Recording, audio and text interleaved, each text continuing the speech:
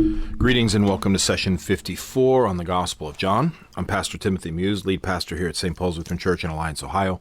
It's a joy to be with you today as we spend this time together. I want to thank you for coming out. I want to thank you for investing in this. It is by your willingness to invest, it is by your time investment that we are able to continue to move forward. And it is by your investment that I feel good and proper and right about investing and doing the work that we're doing. So thank you for making the time. Thank you for making this part of your routine, your ritual, whatever it is, whether you're cooking or at the gym or whatever you're doing. But thank you for including this in that conversation piece, in that time investment. I know I listen to a lot of things while I'm doing other things, while I do dishes or while I'm at the gym or while I'm mowing or what have you. I'll always have some kind of podcast or listening event on my phone or what have you. So if that's what you're doing with this, then thank you for that. Thank you for your willingness to invest and your willingness to be part of this process. I really do certainly appreciate it. I appreciate the work. I appreciate the time that you spend in it. So thank you for that. If you're joining us for the first time, then welcome. Thanks for coming out. Thanks for being part of it. I hope that it is edifying to you. I definitely would encourage you to keep moving forward with it. Keep being a part of it. I know that that there's a number of sessions already done, over a year's worth of sessions, but I still would encourage you to listen today to this session and then go back and check out the previous sessions. You'll still get plenty out of today's session. You're not going to have to, and though obviously there's a great deal of backstory that's led to this point, you certainly will be able to catch up and stand alone with where we're at, but then you can also go ahead and look back and follow. So I definitely would encourage that. I would encourage you to listen now and follow along now, and then go back and check out the previous sessions. They're all listed here on my YouTube channel. So, so you can find them pretty easily. And if you're returning, then welcome back. Thanks for following along this far, and thanks for your continued work and your continued walk in the gospel. So whether you're first time or joining us again, if you feel that this is helpful for you, if you feel that you have, that you're getting something out of it, then definitely please share it out there. Share it out there through your social media, through your Instagram, your Facebook, however you connected it. Please get it out there for others. The more people that engage it, the more the mission works. I mean, that's part of the mission that we've been called into, is this grassroots, share it out there, give it to others type of responsibility. So let's share it out there. If you're connecting through social media of some kind, share it out there. If you're connecting through the website itself, then definitely, again, you're going to find yourself at my YouTube channel in order to listen to this. So subscribe and, give us a rating. Let us know how we're doing, but also share it out there. Get others out there so that others can hear it. And if you know someone who would benefit, then direct message them. It'd be awesome. It'd be a great way to, just say, hey, I thought maybe you might like this, or hey, you had some questions or whatever. Here's a good place to start getting some answers. So share it out there. Get it out there for others to listen to, for others to hear, for others to experience. All right, so again, I definitely would encourage you to have a Bible open before you. I think one of the things that we struggle with as a culture and as a series of believers is knowing exactly where things are within the Bible. So have a Bible open before you. That will help you to be able to follow along and see where things are at and catch where things are at in your study of the Bible and your work through this text. So have a Bible open before you, if you can. If you're not in a place where you can do that, that's fine. I'm going to read the Bible. I'm going to read the passages aloud. But if you can have the Bible open, then I would encourage you to do that. I would encourage you to have the Bible open so that you can follow along and get all the information that you can get for the sake of the work of the study. So again, I definitely think that it's a powerful thing to have the Bible open, and knowing where things are at, knowing where you can find things, that's definitely something of import. So definitely have it open, have it ready to go so you can follow along.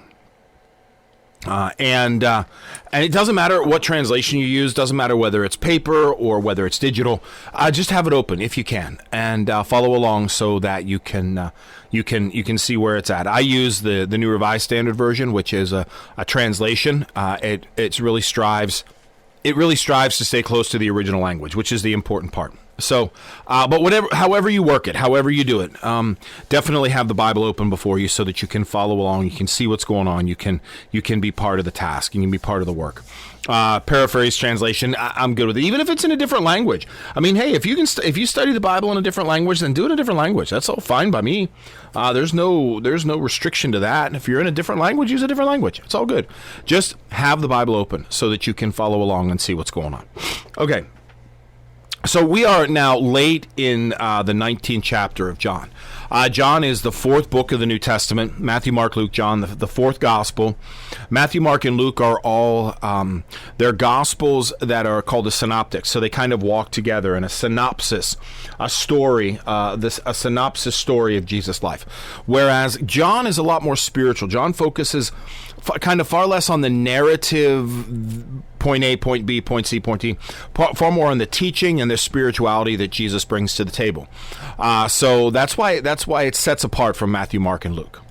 And if you wonder about them, don't worry, because I think I'm going to jump into the Gospel of Mark after I finish this study here. But that will be a little bit yet. We still have a couple more chapters left to go in John before we call it done. So we have a couple more sessions left to wrap up before we're finished. However, so John is the fourth book of the New Testament. New Testament is the second half of the Bible. It is the story of God's work from the birth of the Messiah all the way up through the recreation of the world. Whereas the Old Testament is the creation of the world all the way up to the birth of the Messiah. So I would encourage you to find it in the Bible. So Matthew, Mark, Luke, John, fourth book of the New Testament. And we are in chapter 20 of the book of the Gospel of John. Now, each book of the Bible is divided up into chapter and verse. And so very much like a regular novel, chapter-wise. But then each verse has a number to it as well. So we are in, and it's really, I mean, I'll tell you where we are, but the purpose of this is really to have a teaching mechanism or a study mechanism to know exactly where it is. It's a whole lot easier to study and understand the Bible when we have the chapter and verses as to when we don't, because then it's a lot easier to follow along and kind of catch what's going on. Okay, so Gospel of John, we're in chapter 19. Verse 28 and following. So this is verse 28 through 30. Now after this, Jesus knew that all was now finished. He said, in order to fulfill the scriptures, I am thirsty. A jar full of sour wine was standing there. So they put a sponge full of wine on the branch of hyssop and held it up to his mouth. When Jesus had received the wine, he said, it is finished. Then he bowed his head and gave up his spirit. Okay, so one of the fascinating things that we see here in this is that there's not a whole lot of time, not a whole lot of production around Jesus' actual death, the actual moment of death, because really, and hear this and understand it accordingly, the actual death of Jesus, the moment of his death. Unlike Hollywood, with, like him holding the chest and kind of walking around. You see, like Bugs Bunny made fun of it when I was a kid. I always thought when people died when I was a kid, it was a big dramatic thing because Bugs Bunny always made fun of it and made a parade out of it or a theater out of it. But the actual death of Jesus happens quickly, and it's really kind of benign. He just breathes his last and bows his head and gave up his spirit. He just died, okay? But the point is not in that, it's not in that moment. That's not the power. The fact that he died, but his manner of death, what led to his death, is really what we've been focusing on. The trial, the crucifixion, and all that goes around that. So where we dropped off last time is Jesus had just turned over the responsibility of his mother to the disciple John, okay, who is attributed to writing this book, as well as the letters of John and the book of Revelation. So after he had turned over responsibility of his mother to his beloved disciple John, he knew that all was now finished. He knew that it was done. Again, let's keep in mind, all of this is orchestrated by God. All of this is orchestrated by the divine. There is no trap here. There is no accident here. So Jesus knew this time was coming. He knew this was going to happen. He knew where it was. And so he knew that it was finished.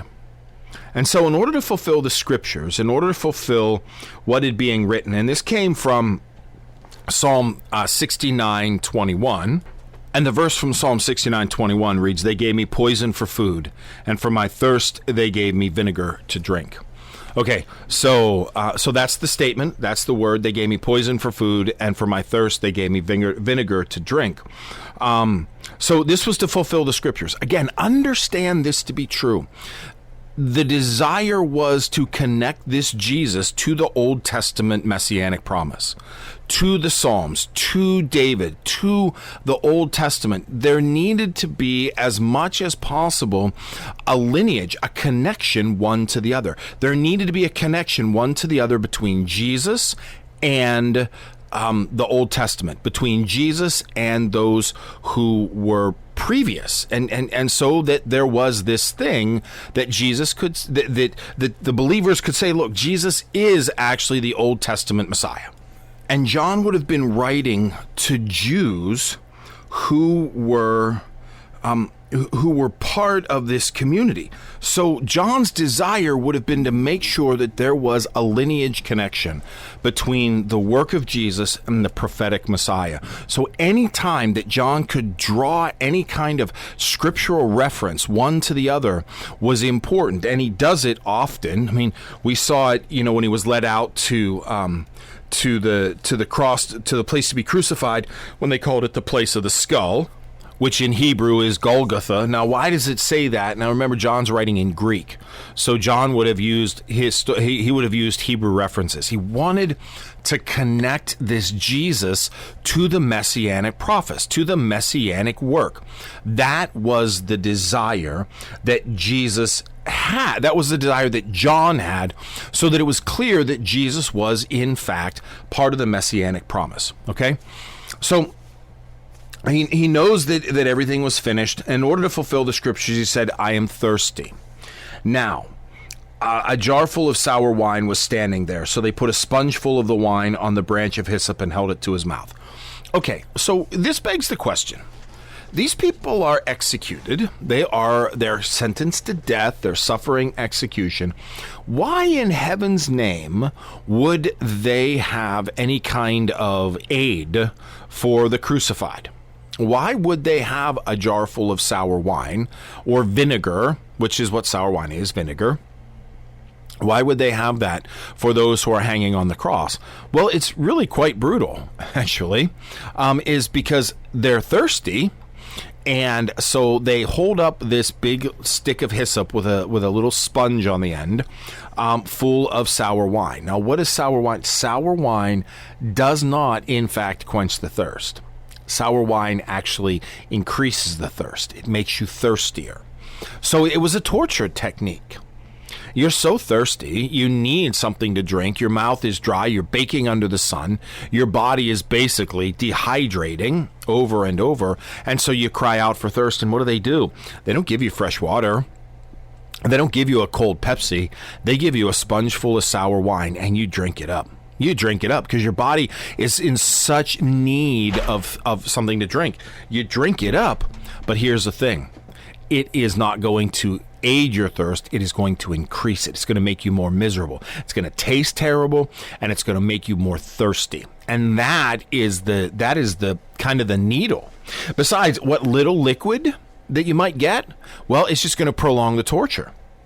So, and that's what the Romans wanted. The Romans wanted crucifixions to last 2, 3, 4, 5 days because they savored the torture.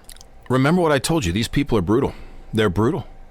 And they loved the brutality of it. So because they loved the brutality of it, they wanted to enhance or elongate the brutality as long as they could. And so what they did was they used this form of torture. They used this form of causing pain. So what they did was that's what they did. They used the form of causing pain.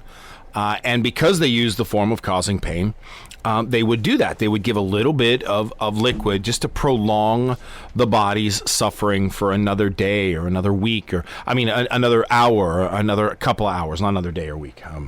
If only we could live another week on a mouthful of sour wine, right? So this was torture, but Jesus received it. He took it. Now, Now, how he received it, I mean, he probably just had like a little drop on his tongue, or, just a little quarter mouthful or whatever. And then when Jesus had received the wine, he said, "It is finished." Why is this important? Well, this is important because Jesus is making the statement that his ministry is done, that the suffering is done, that the torture is done, that the rule of Satan is done, that the rule of death is done. It is finished. All of the old has passed away. Everything that held people down is done. It is finished. I have run the race. I have finished what God has asked me to do. It is finished. It is done. That is the statement that is made. It is done. It is finished. So again, all the way up to the end, Jesus is running this show. He is the one in control. Nobody else.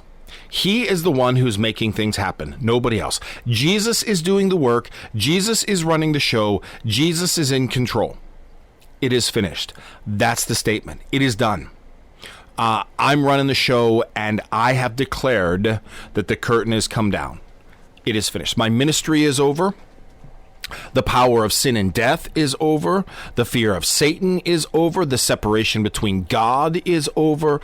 All that brings humanity down is over. It no longer has swaying power because I have arrived. And remember, Jesus said that, remember Jesus talks about his glory and the glory of the King. Well, his glory is on the cross, and he's living in his glory right now. And it doesn't look very glorifying, but it is. He's living in his glory right now. And so now he is saying, it is finished. It is done. I am finished. The ministry is over, and God's new reign will begin. Again, like everything else that we've seen in the gospel, Jesus is in control. This is him calling the shots, and even to his own death, he declares when it's done. He declares when he's dead, and nobody else. Not the cross, not the Pharisees, not Pilate, not anybody. He declares it. It is finished, he said. Then he bowed his head and gave up his spirit. So Jesus is the one that makes the call for all this. He is the one that it's on him. And again, this is really important, because if we are going to see this guy as the Messiah, if we're going to see him as the Son of God, Word made flesh, if we're going to see this, then we need to see him in control all the time, even when what he is in control of or where he's at is terrible. We need to see him in control all the time, because if he is going to get duped by humans, well, then he's not much of a God. If he's going to get beaten by a bunch of power-hungry, egotistical Pharisees and a brutal governor, then he's not worth praise and glory. He's just another guy who messed things up like everybody else. But that is not who Jesus is. That is not what we see here. We see a very different Jesus. We see a Jesus who's in control. That is the point. He is in control of everything that he is doing. He is in control of everything that's taking place. He is the one who's running the show. And so when he says it's done, it's done. And it ain't done until he says it's done. And he has said it is done. Then he bowed his head and he gave up his spirit. Then he bowed his head and he died on his terms, because he is God and we are not. And there's no way that we can stop or dictate how God does what God does. And that's the point.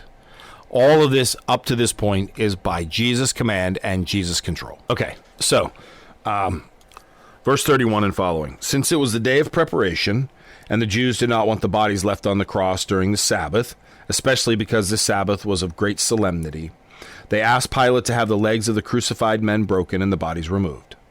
Then the soldiers came and broke the legs of the first and then the other who had been crucified with him, with Jesus. But when they came to Jesus and they saw that he was already dead, they did not break his legs. Instead, one of the soldiers pierced his side with a spear, and at once blood and water came out. He who saw this has testified to it, so that you also may believe. His testimony is true. He knows that he tells the truth. These things occurred so that the scriptures may be fulfilled. None of his bones shall be broken. And again, in another passage of scripture, they will look on the one whom they have pierced. Okay, so here's the thing. When a body is hanging on the cross, People go unconscious, and their breathing could be very, very shallow, but they could still be alive. So the Jews, and this is really kind of the arrogance of God's people at the time. The Jews wanted Jesus dead. They got him up on the cross, but they didn't want him hanging on the cross during the Passover, during the day of preparation for the Passover. So they and for the Sabbath, so they wanted the bodies taken down, which is really, really rare, actually. Usually in crucifixion, the bodies just stay there until they fall off the cross. That's kind of one of the indignities of crucifixion.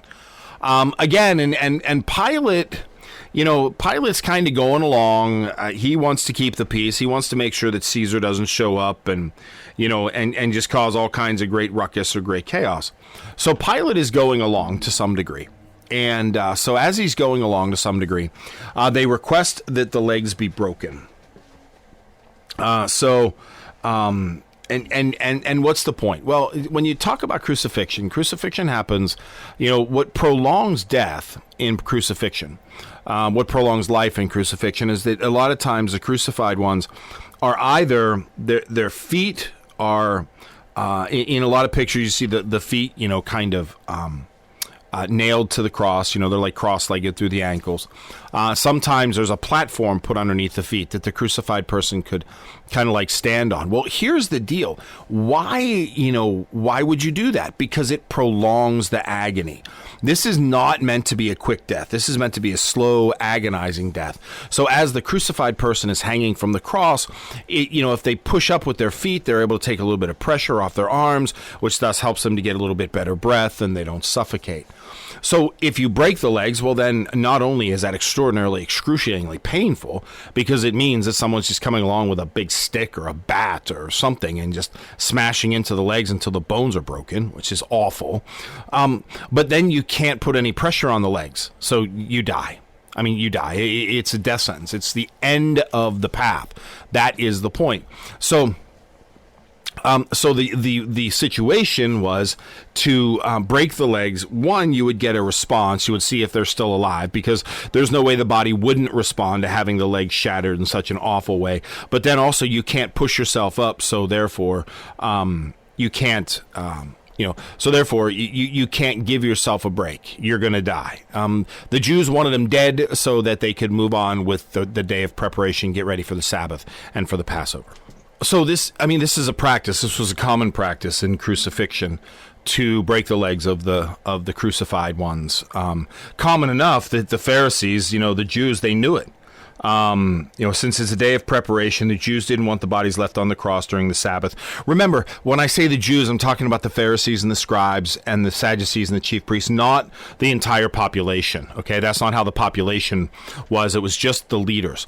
So they wanted the bodies taken off the cross. So they knew it was common practice to break the legs of the crucified victims. So break their legs. That was the command. Break the legs, get it done.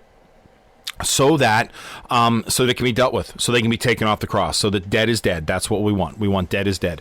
So that's what happened. That's what happened was that the legs of the two that were crucified with Jesus. Remember, there was one crucified on either side of them. Their legs were broken. And we get no information. That's kind of like the last we have of those two men.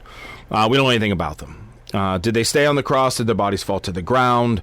What? And in a lot of ways, I think there's kind of an idea that if the legs are broken, then the bodies won't stay on the cross. They'll just kind of fall off and hit the ground. Again, this is gruesome. This is brutal. We would not think of living this way, but this was the power of what crucifixion brought. This is why crucifixion was so awful. And yet so powerful, was because it was awful. It was terrible. This was just like the worst of the worst that could possibly ever happen to someone, was death by crucifixion. So break the legs. So the soldiers, they came, broke the legs of the first and then the other who had been crucified with Jesus. So they did that. So they came up and, again, used a club or a stick or something and just shattered the legs.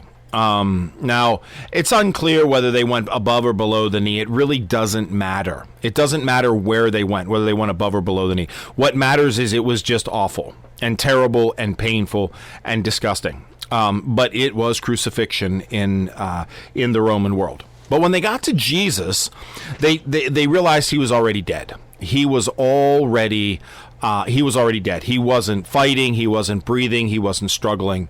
And let's keep in mind, there's a very clear difference between being brutal and being excessive. Rome was brutal, but not excessive. Not in the circumstance. They're not going to beat up a corpse. There was no power to it. When you start beating up a corpse, you've moved from brutal to just crazy. And nobody respects crazy. Crazy is isolated. So when they came to Jesus and realized that he was already dead, he was already gone, they didn't break his legs. There was no need to. There was no benefit in breaking his legs. It would have just made them look bad. It would have made them look awful as people. But what they did do is that they pierced his side. They took a spear and they got up in his side. Now, why would you? To see if there was any kind of response, to see if there was any kind of reaction. I mean, part of breaking the legs was see if there was a reaction, and part of it was just to make it so that they would die quicker. I'm sure when they pierced his side, if he would have responded, they would have broken his legs. They would have gone down that road, but they declared that he was already dead. So there was no reason to brutalize the body by breaking its legs. So instead of breaking the legs, they pierced his side, okay? And out of his side, blood and water flows.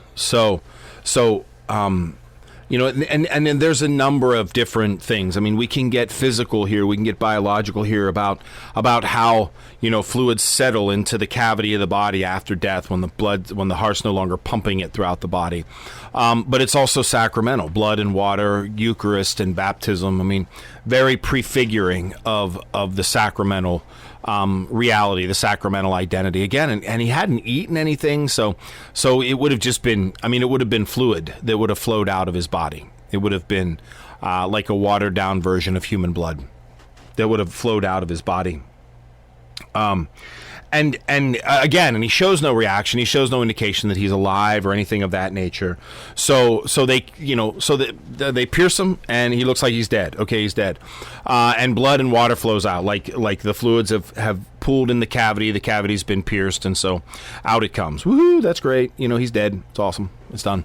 And that's really what they would have wanted. That's really what they would have kind of leaned into, is that identity, that idea of Jesus being dead again. And they don't want to brutalize the body. There's no benefit to that. That doesn't make anybody look good.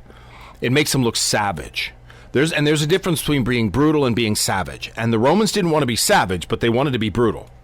You can overcome savage. Brutal is a whole lot harder to overcome. So they wanted brutal, but not savage. So they didn't savage the body. They pierced it. And into doing this, and they say, the one who did this, the one who pierced his side, obviously, this is a testimony that John spoke to the Roman centurion who was there. So this is like firsthand account. That's what he says. He who saw this has testified so that you also may believe. His testimony is true, and he knows that he is speaking the truth. He could be speaking himself. He could be speaking to the one who pierced the side. It's not quite clear, but what is clear is that this is firsthand evidence of Jesus, of how he died on the cross and how they realized or solidified that he was dead on the cross. This is firsthand evidence, all right? But then there's also another scriptural reference here, which goes back to Isaiah. And the great Isaiah 52, 53 text about, he's borne our iniquities, by our stripes he is healed. Not a bone they didn't break a bone. So again, if Jesus would have had his legs broken, then there would have been those saying, wait a minute, now the prophecy said that there were no bones broken. So that would have taken him out of the running to fulfill the prophecy, because the prophecy would have been inaccurate, and you never want an inaccurate prophecy. And that's the hard part about prophecies. You got to line everything up. So by Jesus not having his legs broken, lines up with the prophecy. It lines up with the prophetic understanding of the Messiah. So the scripture through the prophecy of Isaiah says that, he will be, but none of his bones will be broken. So as Jesus hangs from the cross, no bones are broken. Also in that same prophecy, in that same portion, it talks about them piercing him. He will be pierced. wounded for our transgressions, bruised for our iniquities, pierced so that we may be saved. So again, they look on the one who they have pierced. So again, kind of lining up current events with previous prophetic utterances allows one to acknowledge Jesus as the Messiah, allows one to acknowledge that Jesus is living into the messianic prophecy given forth by the prophet Isaiah some 1,000 years ago. And again, and this is really important. This is important stuff for the work of everybody involved. So that's where we get with the prophetic utterance and the prophetic work. Okay, so we're going to go ahead and wrap up the rest of this chapter here so that we can start the next session, well, in a really good spot. So this is verse 38 and following. After these things, Joseph of Arimathea, who was a disciple of Jesus, though a secret one because of fear of the Jews, asked Pilate to let him take away the body of Jesus. Pilate gave him permission, so he came and removed the body. Nicodemus, who had at first came to Jesus by night, also came bringing a mixture of myrrh and aloes, weighing about 100 pounds. They took the body of Jesus and wrapped it with the spices and linen cloth, according to the burial custom of the Jews. Now there was a garden in the place where he was crucified, and in the garden there was a new tomb, which no one had ever been laid. And so, because it was the Jewish day of preparation and the tomb was nearby, they laid Jesus there. All right. So we're going to get a few new people, well, one new person and one returning person. So after it has been determined that Jesus is dead, Joseph of Arimathea, Joseph from the town of Arimathea, a Pharisee, a leader in the church, a rich individual, but also a believer of Jesus, but a secret one. Again, keep in mind, remember back when we talked about the blind man. Way back in chapter 9. And in chapter 9, we learned that when the blind man received his sight and he claimed it was Jesus who did it, yada, yada, yada. And then they asked the parents, hey, is this your son? And yeah, this is our son, and he was born blind, but now he can see. We don't know how. You need to ask him. Remember the fear I talked about with the Pharisees that said anybody who professes Jesus gets kicked out of the temple, kicked out of the synagogue. Well, you wouldn't want to be a Pharisee and have that happen. So Joseph of Arimathea is a believer, but a hidden believer, a quiet believer, a nighttime believer, a silent believer. Now, and he's capable of doing this because once Jesus goes to the cross, the Pharisees and the scribes stop caring. All right? They do. Well, actually, once he's dead. But remember, this is only a 3-hour process. They stop caring. They've turned their back. It's done. He's dead. That's it. It's over. Everybody can rejoice and everybody can move on and go back to the way things were because this rabble-rouser of a prophet and a teacher, he's gone. He's dead. We don't have to worry about him anymore. All right? So here is Joseph of Arimathea showing up under the shroud of darkness at night. After these things, Joseph of Arimathea, who was a disciple of Jesus, asked Pilate to take the body of Jesus. So Joseph wanted to take the body off the cross. Now, would it have been more desirable for the Jews to see the body of Jesus just rot on the ground? Yes, most likely. Even though the Jews had a very deep custom tradition of burying their dead, yeah, he probably would have wanted to see the body rot on the ground. He probably would have been happy about that. They probably would have rejoiced in that because this is what happens to your God. But Joseph of Arimathea came along and took the body, and took it away. All right. Not too far away, but took the body down off the cross. This would have been very unusual. But remember, Pilate never wanted to do this to begin with. So Pilate isn't necessarily interested in or looking at having Jesus, hang on the cross in perpetuity. Pilate is okay with letting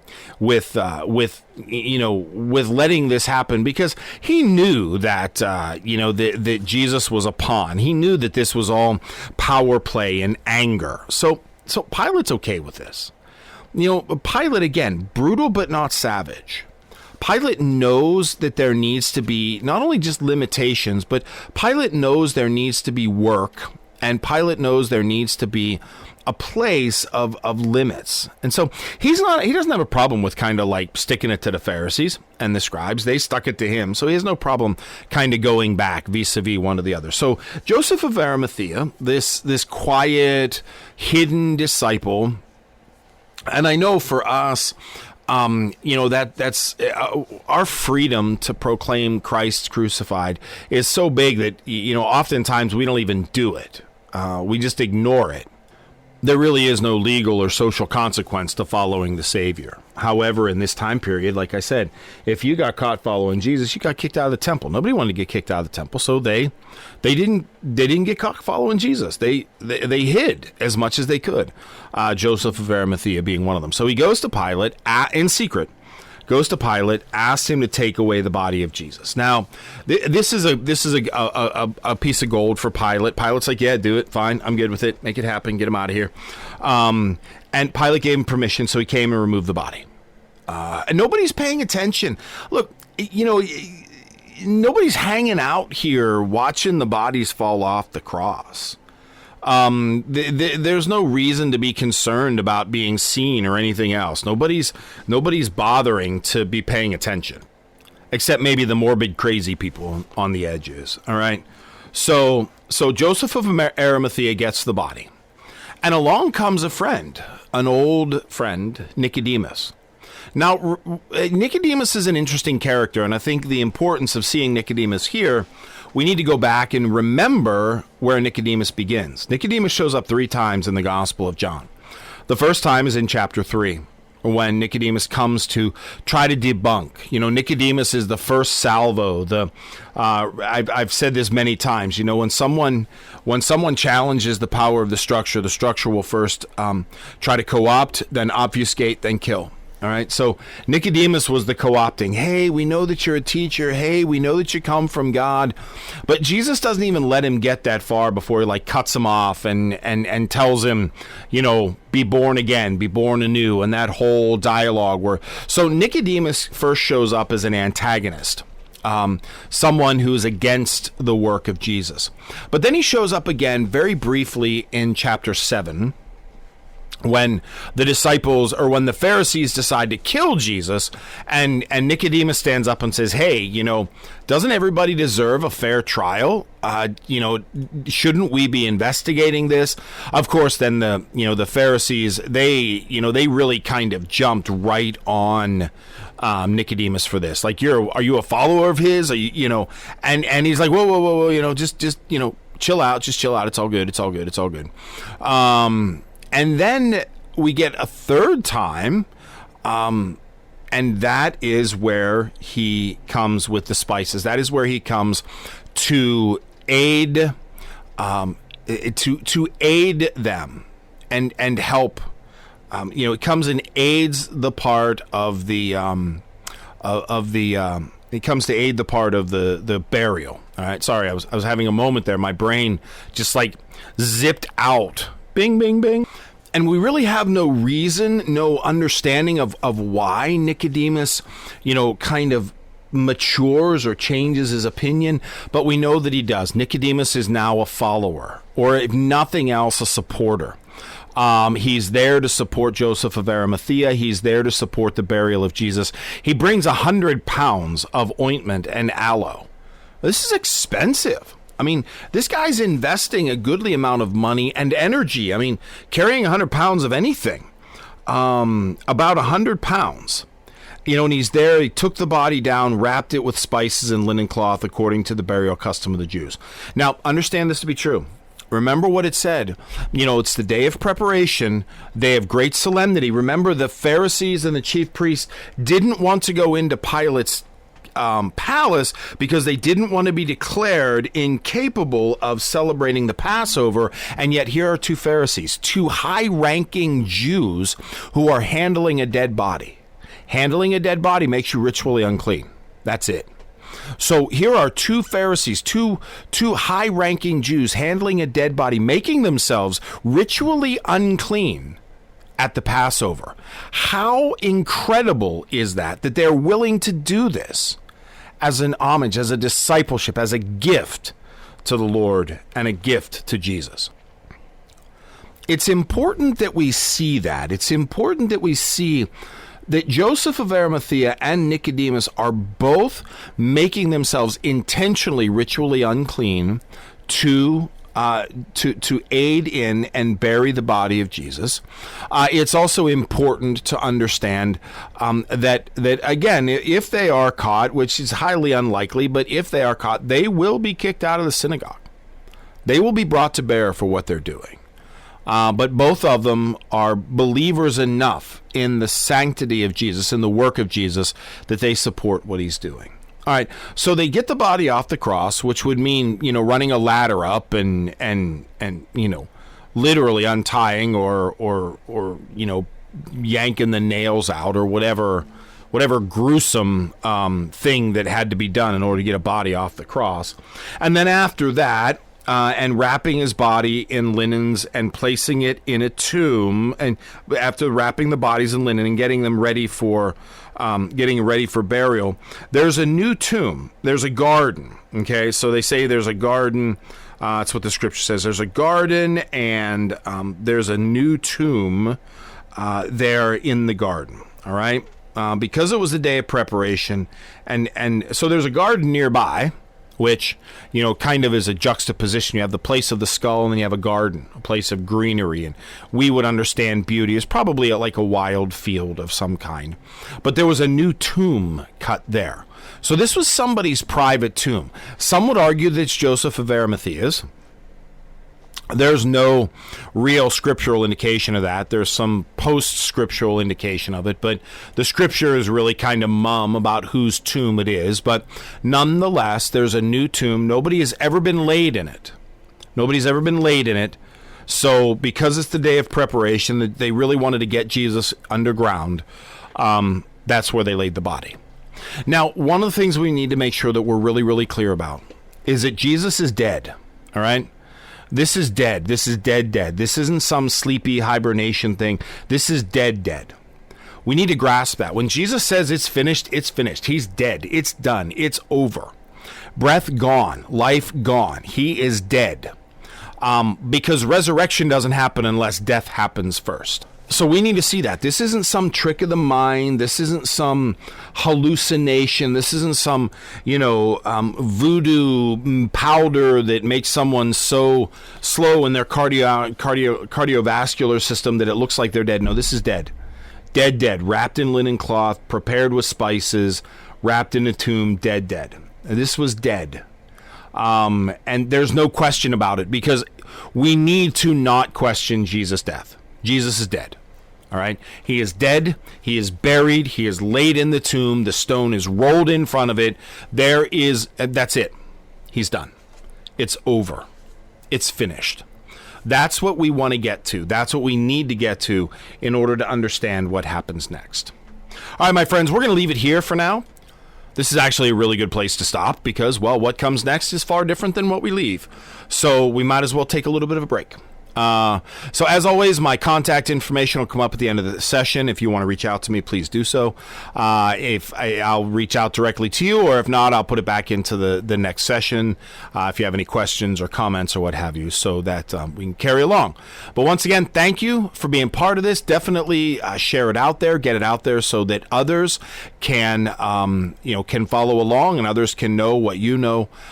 So thank you. It's a mission here at St. Paul's Lutheran Church to get the word out there, and you're instrumental in that. So thank you for being part of this, and we'll talk to you next time.